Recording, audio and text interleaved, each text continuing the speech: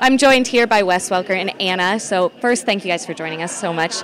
First, can you kind of tell me why it is you got involved with this organization? I got involved with self-help because one of my good friends, his family was really good friends with the founders of it from back in 1959, so it's really been around a long time. He wasn't able to go to Ghana because it's a 14-hour flight, and so he wasn't able to take off from work that long, so he sent me kind of in his place, and after going there and experiencing it, I have realized how important having an organization like this is, so I continue to go. All right, and have you had a lot of involvement with it?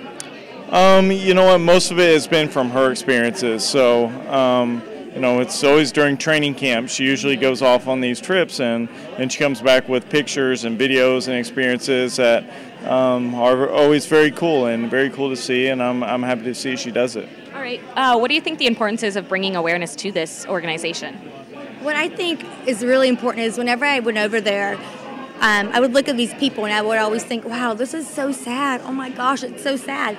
But then these people would have a smile on their face regardless of their situation. You know, they barely had food on the table. So the fact that I thought it was sad was kind of an eye-opener for myself, just realizing they don't think it's sad, so they don't know anything else. So the fact that I look at it as sad is kind of sad on my part. I take things for granted, everyday little things like being able to go to my faucet and get water, take a shower with warm water every day, have a bed to sleep in.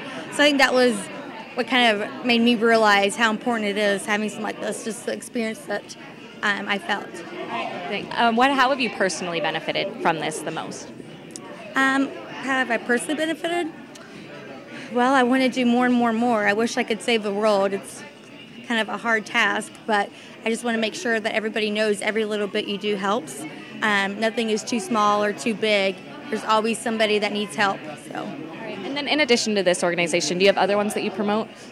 We have our own foundation, Wes Welker Foundation, back in Oklahoma City that we're a big part of, and we have an event coming up next weekend that we're doing a lot of things with. Okay, if there's one thing you could tell people about this organization, what would it be? One thing, that a little goes a long way. They operate on a very small budget, and it really is just an incredible, incredible charity, and what they do is astounding. I've seen it firsthand. It's something that people should really look into, and it's a great charity to donate your time, whether it's time, financial, just anything. All right, and then switching real quick, have you guys been to Waverly before, and so how are you enjoying your visit so far?